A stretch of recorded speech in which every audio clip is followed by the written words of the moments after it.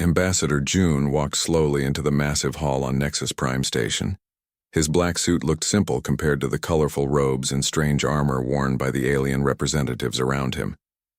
This was humanity's first day as members of Zhao, the Galactic Council, and hundreds of eyes from dozens of different species watched his every step. The hall was enormous, built to house beings of all sizes. Some aliens floated in the air, others crawled on multiple legs, and a few towered above everyone else. The air smelled of different atmospheres mixing together, and translator devices hummed quietly as they converted thousands of different languages into something everyone could understand. June had prepared for this moment his entire life.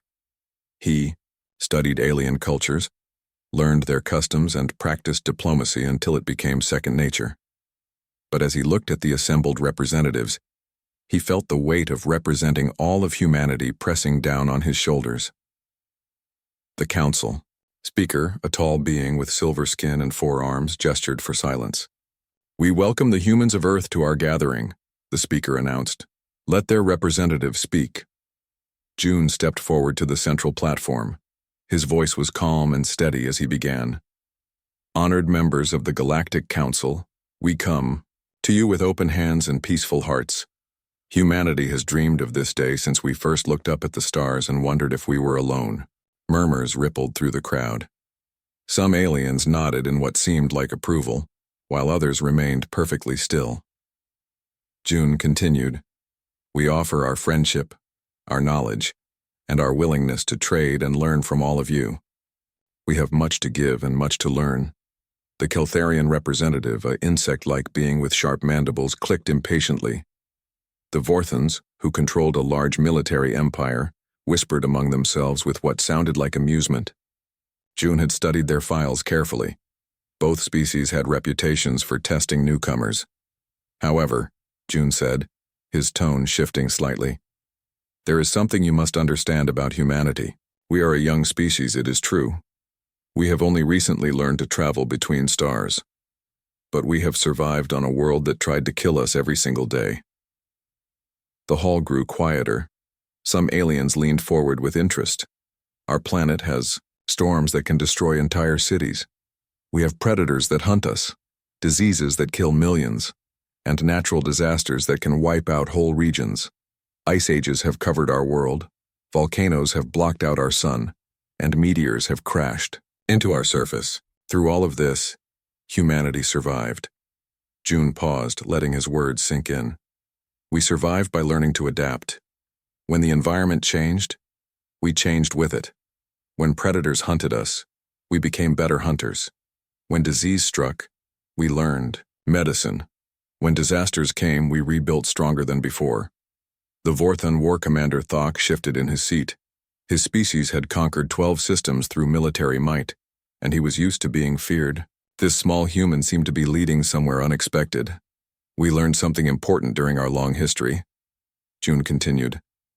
"We learned that anger, controlled and focused, can be the most powerful force in the universe. Not rage that destroys everything around it, but the cold anger that comes when you see something that must be stopped." Several alien representatives exchanged glances. This was not the usual welcome speech from new species, who typically spent their time praising the council and begging for protection. "We have seen what happens when the strong prey upon the weak. On our world, we learned to stand up to bullies, no matter how big they were. We learned that sometimes peaceful people must become very dangerous to protect what they love." The Keltharian representative clicked his mandibles in what his species used as laughter. "Are you threatening us, little human?" he asked through his translator. June looked directly at him, his expression calm but his eyes hard. "No, honored Keltharian. I am warning you, all of you. We come in peace because we prefer peace. We want to trade, to learn, to build friendships that will last for centuries. But if you mistake our desire for peace as weakness, you will discover something that no species in this galaxy has seen before." The hall was completely silent now. Even the translator devices seemed to hum more quietly. "You will discover what humans become when you make us angry. Not the wild anger of animals, but the focused anger of a species that has spent its entire existence fighting for survival. The anger that built our cities after they were destroyed. that sent us to the stars after we nearly destroyed ourselves, that made us stronger every time something tried to break us. June looked around the hall, meeting the eyes of representatives from every major power. We hope you never see that side of humanity. We hope we can build a future together based on mutual respect and cooperation. But understand this clearly. We are not just another weak species looking for protection. We are the species that survived everything our world could throw at us. He stepped back from the platform. We come in peace, but don't make us angry. The silence stretched for long moments before the council speaker finally spoke. Your words are noted, Ambassador June. Welcome to the Galactic Council. As the ceremony continued with formal procedures, many representatives found themselves studying the human delegation more carefully. Most dismissed the warning as empty words from newcomers trying to sound important, but a few, those who had survived long enough to recognize danger when they heard it, made quiet notes to treat humanity with more respect than they had originally planned. The warning had been given. Whether anyone would be wise enough to heed, it remained to be seen. 6 months had passed since humanity joined the Galactic Council, and the honeymoon period was ending quickly. Captain Yuna gripped the controls of her cargo ship as 3 Vorthan warships moved to intercept her vessel. This was the 5th time this month that her trade route had been blocked by the aggressive alien empire. Human vessel, prepare to be boarded, came the harsh voice through her communications system. You will pay the transit fee or your cargo will be seized. Yuna kept her voice steady as she responded. This is a free trade route under Galactic Council protection. We have already paid all required fees at the station. The lead Vorthan ship moved closer, its weapons clearly visible. The Council's rules do not apply here, human. This system belongs to the Vorthan Empire. Pay or be destroyed. This was not an isolated incident.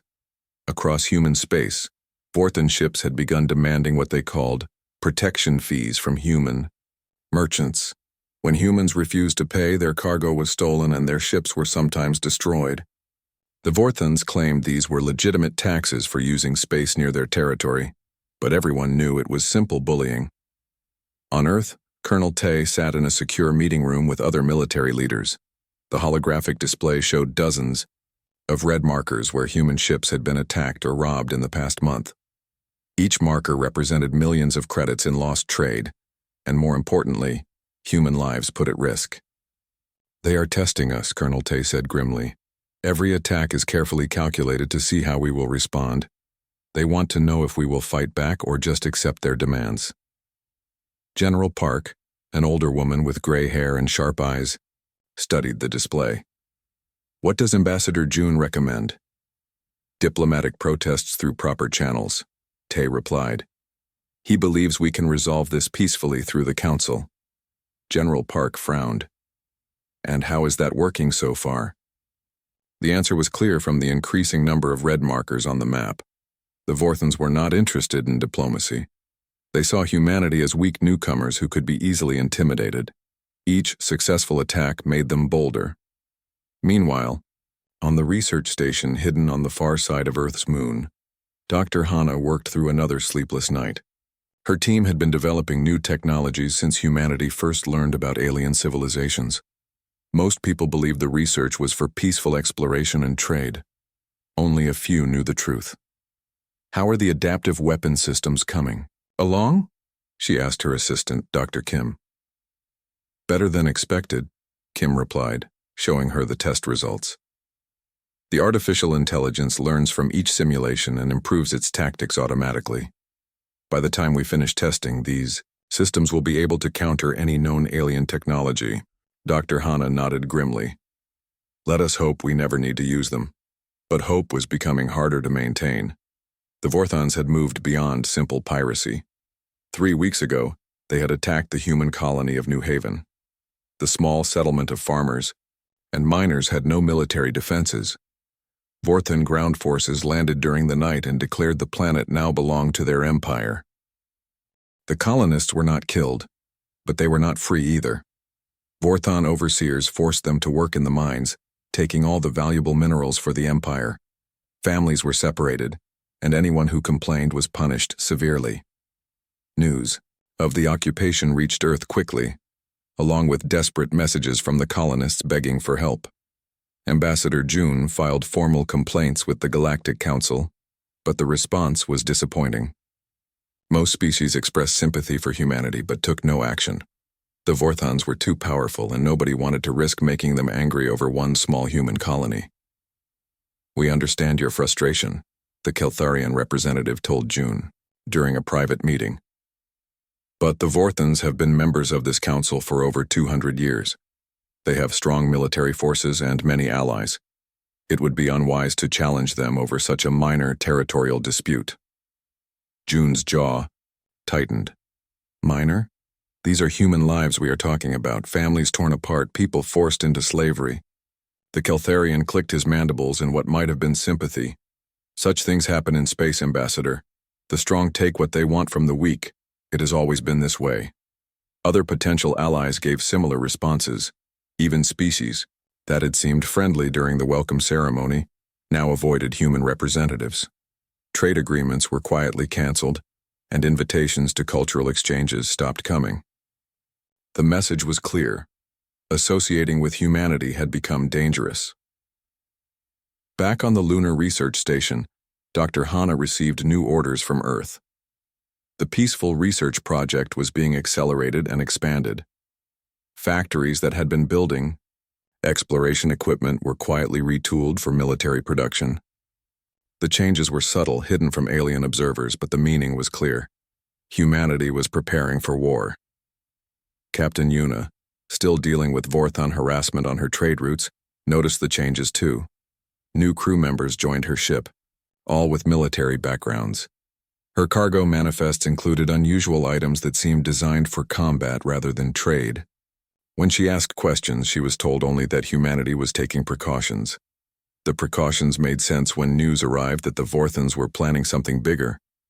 Intelligence reports suggested they were massing forces near human space, preparing for a major operation. The target was unknown, but the size of the fleet being assembled suggested it would be more than just another raid on a cargo ship. Ambassador June made one final attempt at diplomacy. He requested an emergency meeting with the Vorthon leadership, offering significant trade concessions in exchange for the return of New Haven and an end to the attacks on human ships. The Vorthon response was delivered personally by War Commander Thok. "Humans are weak," he declared. "You hide behind words and treaties because you cannot fight. Soon you will learn what happens to weak species in this galaxy." The warning humanity had given 6 months ago was about to be tested. The Vorthons had made their choice, and now they would discover what humans became when pushed too far. War Commander Thok stood on the bridge of his flagship, watching the peaceful blue and green world of New Terra spinning slowly below. 3 million humans lived on that planet, going about their daily lives without knowing that death was coming from the stars. It was humanity's largest colony, a symbol of their expansion into space, and today it would become a symbol of their weakness. "Begin the bombardment," Thok ordered his weapons officer. "Target their communication centers first. I want them unable to call for help." The Vorthon fleet consisted of 50 warships, enough firepower to conquer an entire star system. They had been planning this attack for months, studying human defenses and waiting for the perfect moment. Today was the colony's harvest festival, when most of the population would be gathered in the cities for celebration. It would make the conquest faster and more complete. On New Terra's surface, 8-year-old Minseo was helping her grandmother hang decorations for the festival when the first explosions lit up the sky. The little girl pointed excitedly at what she thought were fireworks, but her grandmother's face went pale with terror. She had lived through wars before and knew the sound of orbital bombardment. "Get inside quickly," Grandmother Park shouted, grabbing Minseo's hand and running toward their house. All around them, other families were doing the same as the reality of the attack became clear. Commander Kyung of the Human Defense Station watched helplessly from orbit as Vorthon dropships descended toward the major cities. His small force of 6 patrol ships was no match for the massive alien fleet. He sent desperate messages to Earth, knowing help would take weeks to arrive, far too late to save the colonists. "Sir, They are jamming all communications. His communications, officer reported. We cannot reach the surface or send word to Earth. Kyung gritted his teeth in frustration. This was exactly what the Vorthons wanted. They would conquer the planet in secret, present it to the galaxy as a completed fact, and dare anyone to challenge them.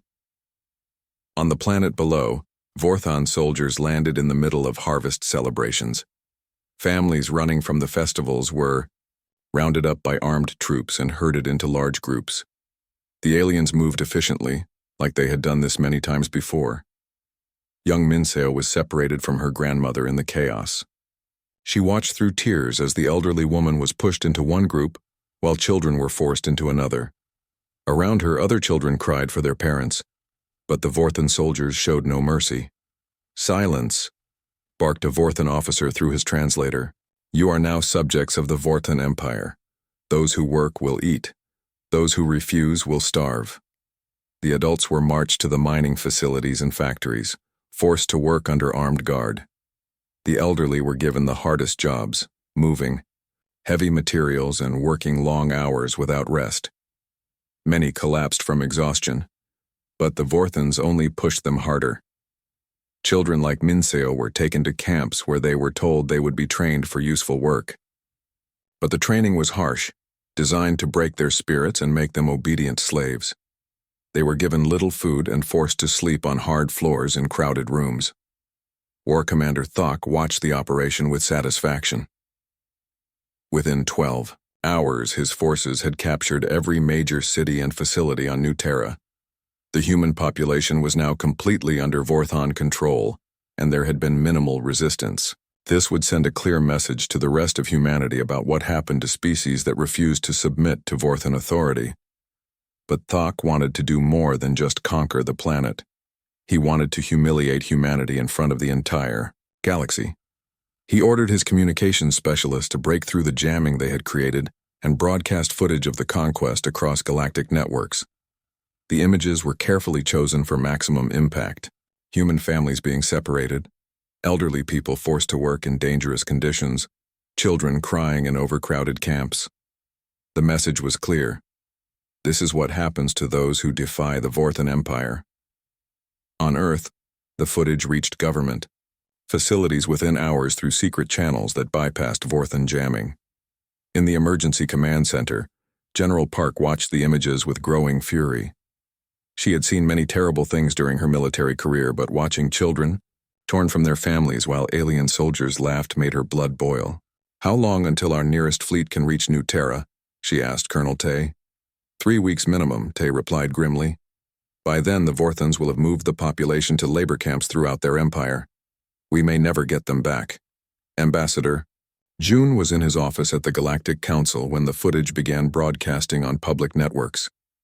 He watched in horror as little Minseo appeared on screen, reaching desperately for her grandmother as Vorthon soldiers dragged them in opposite directions. Something inside June changed as he watched those images.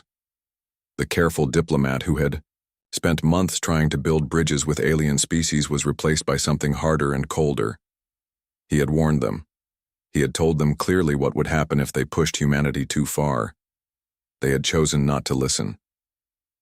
June immediately requested an emergency session of the Galactic Council. Within hours, representatives from across the galaxy gathered to hear what humanity had to say about the conquest of New Terra. When June walked into the council chamber, his fellow ambassadors noticed the change immediately. Gone was the patient, diplomatic tone they had become accustomed to. In its place was something that made several species shift uncomfortably in their seats.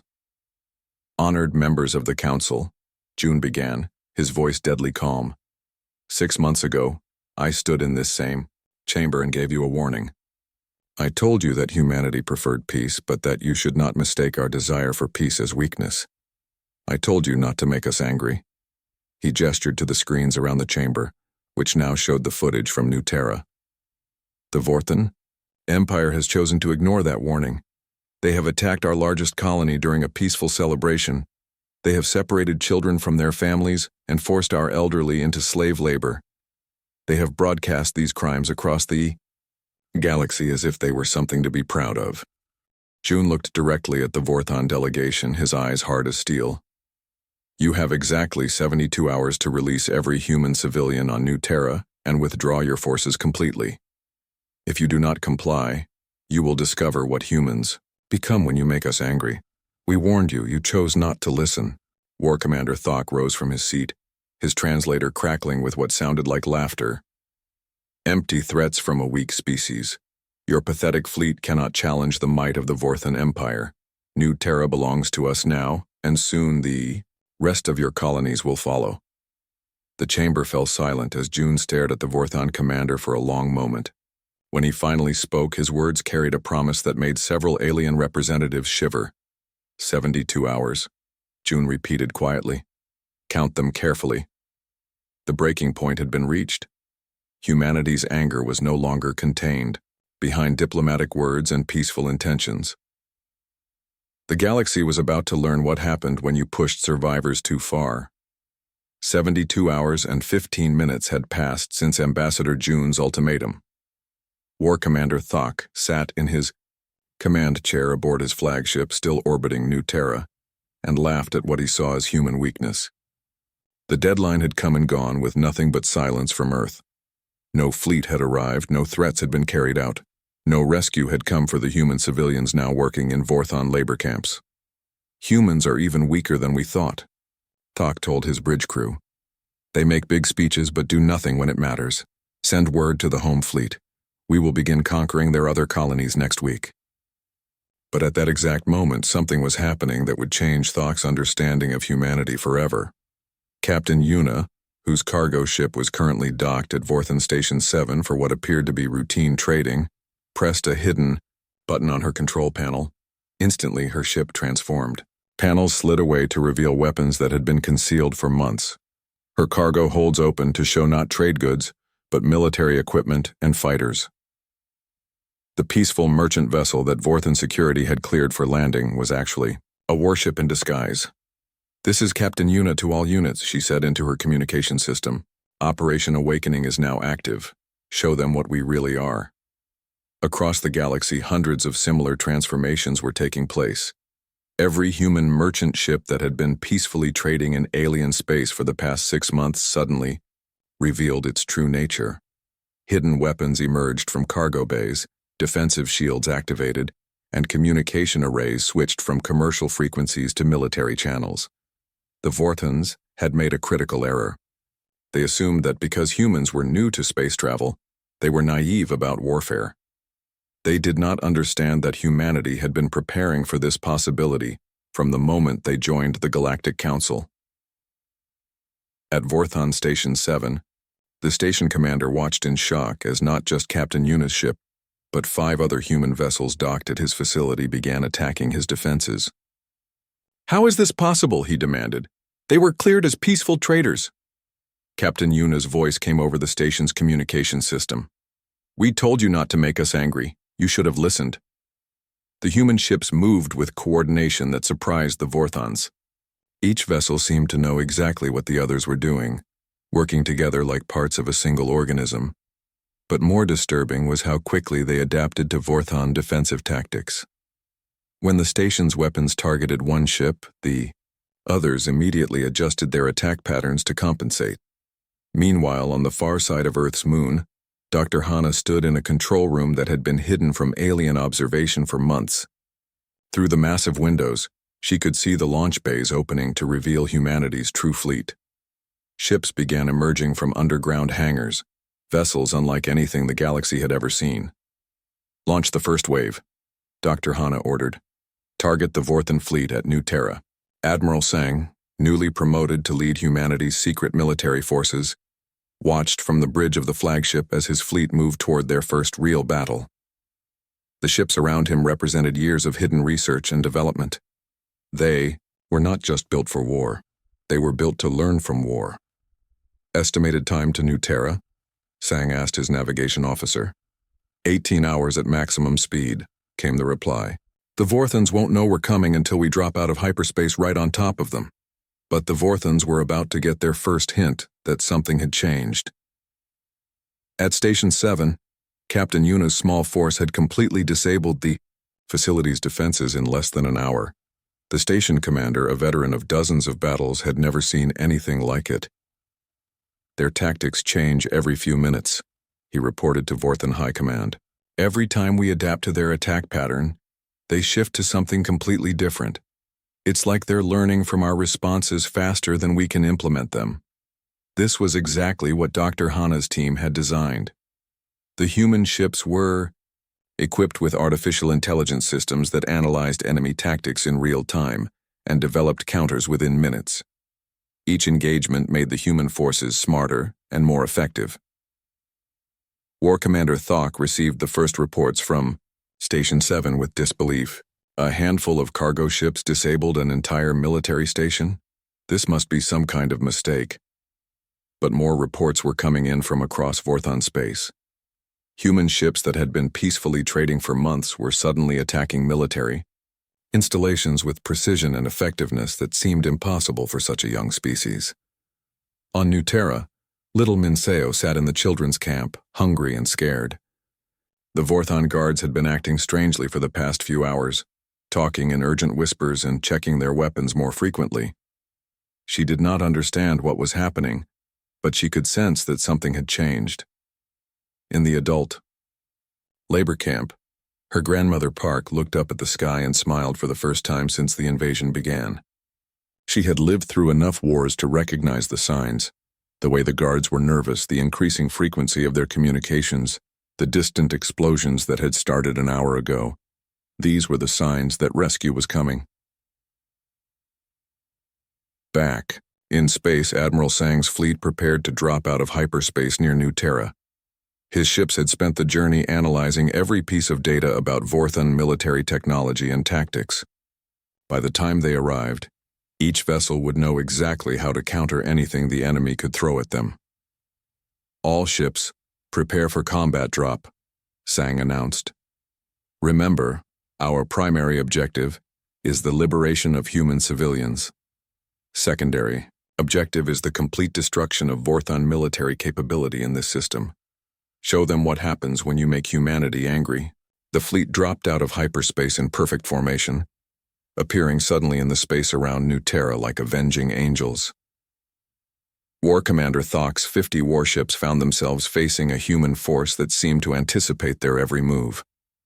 Impossible, Thok whispered, as he watched human fighters dance between his weapons fire like they knew where each shot would be before he fired it. How can they be this good? The answer was simple, but terrifying. Humanity had spent their entire existence fighting for survival against impossible odds. Now they had brought that same relentless adaptability to space warfare, and the galaxy was about to learn what that really meant. The awakening had begun. The battle for New Terra lasted exactly 4 hours and 17 minutes. War Commander Thok watched in growing horror as his mighty fleet of 50 warships was systematically destroyed by forces that seemed to read his mind. Every tactical decision he made was countered before he could fully implement it. Every weapon formation was broken apart by human ships that moved like they were dancing to music only they could hear. Retreat, Thok finally ordered, his voice cracking with panic. All ships retreat to safe distance, but there was no safe distance. Admiral Sang's fleet pursued the fleeing Vorthons with relentless precision. Human ships disabled enemy vessels without destroying them completely, capturing crews and technology with surgical efficiency. Within hours, only Thok's flagship remained, functional, and it was surrounded by human vessels. War Commander Thok, came Admiral Sang's voice over the communication channel. You will surrender immediately and order the release of all human civilians on New Terra. You have 60 seconds to comply. Thok looked around his bridge at the faces of his crew, all staring at him with fear and defeat in their eyes. The mighty Vorthon Empire, which had conquered 12 star systems, had been broken by a species they had dismissed as weak newcomers. I surrender, Thok said quietly. On New Terra's surface, little Minseo heard the sound of human transport ships landing near the camp. She pressed her face to the window and saw soldiers in familiar uniforms running toward the buildings where the children were being held. When the doors opened and Commander Kyung walked in, Minseo ran to him and hugged his leg. Are you here to take us home? She asked. Commander Kyung knelt down to her level, his eyes gentle despite the hard battle he had just fought. "Yes, little one. We're taking everyone home." Within hours, families were reunited across New Terra. Grandmother Park held Minseo tightly as human medical teams checked the civilians for injuries and malnutrition. The occupation had lasted only 3 days, but the trauma would take much longer to heal. But humanity was far from finished. Admiral Sang received new orders from Earth as his fleet finished securing New Terra. The Vorthons had attacked human civilians, and there would be consequences that went far beyond just this one battle. "All ships prepare for Phase 2, Sang announced to his fleet. "We're going to visit every Vorthon military installation in their territory. They wanted to see what humans do when we're angry. Let's show them." The campaign that followed was unlike anything the galaxy had ever witnessed. Human forces moved through Vorthon space like a storm, but it was a very particular kind of storm. Every military base was destroyed or captured. Every warship was disabled or taken. Every weapon of conquest was eliminated. But not a single civilian target was touched. General Mira coordinated the ground operations from her command ship, watching as human forces landed on world after world. Her soldiers had strict orders: disable military forces, capture weapons, but protect all civilian populations regardless of species. On the Vorthon homeworld, citizens watched in amazement as human soldiers dismantled their military installations while leaving their cities completely untouched. The humans even provided medical aid to wounded Vorthon soldiers and shared food with civilian populations affected by the fighting. "I don't understand," said Kalara, a young Vorthon civilian, to her mother. "Why aren't they enslaving us like we did to them?" Her mother, who had lived through the Vorthon Empire's conquests of other worlds, shook her head in wonder. "I think we have learned something terrible about ourselves and something wonderful about them. But the humans weren't finished. As they dismantled Vorthon military power, they discovered something that made their mission even more important. In the records of every base they captured, they found evidence of dozens of other species that had been enslaved or destroyed by the Vorthon Empire over the centuries. Captain Yuna, now commanding a small fleet of captured Vorthon ships, received coordinates for a system where the Keltharians had been holding thousands of Zephyrin slaves for over 50 years. Her orders were simple: free them all. The liberation of the Zephyrin slave colonies was just the beginning. Human forces began, freeing every oppressed population they could find in former Vorthon territory. Species that had been enslaved for generations suddenly found themselves protected by the same humans they had dismissed as weak just months before. Dr. Hana monitored the operations from her lunar command center, coordinating the massive humanitarian effort. "We're not just fighting a war," she told her staff. "We're reshaping this part of the galaxy." The speed and efficiency of human operations shocked the other members of the Galactic Council.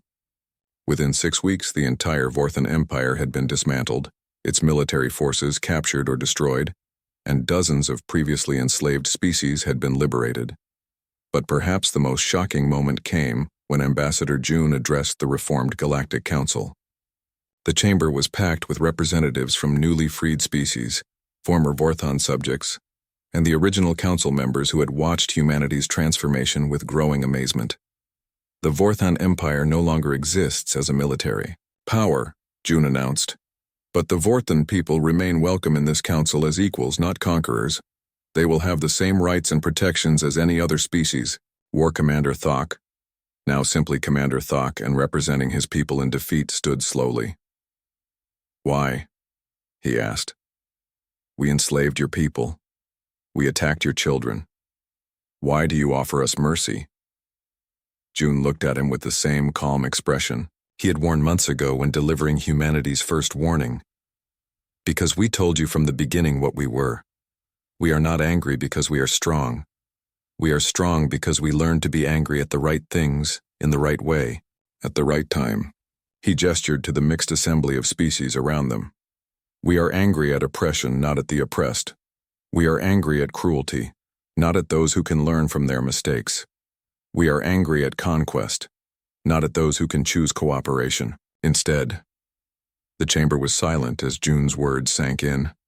Finally, he continued. The universe is vast enough for all of us to prosper, if we choose cooperation over conquest. We came in peace, and we still prefer peace. But now you understand why we warned you. Little Minseo, now safely back on New Terra with her grandmother, looked up at the stars one evening and smiled. The scary aliens were gone, and the nice humans had promised they would never let anyone hurt families again. The galaxy had learned its lesson. The strong would never again prey upon the weak, not while humanity watched over them all. The warning had been given in friendship, but the lesson had been taught in fire and justice. Peace would reign among the stars, protected by those who had learned to be angry at the right things.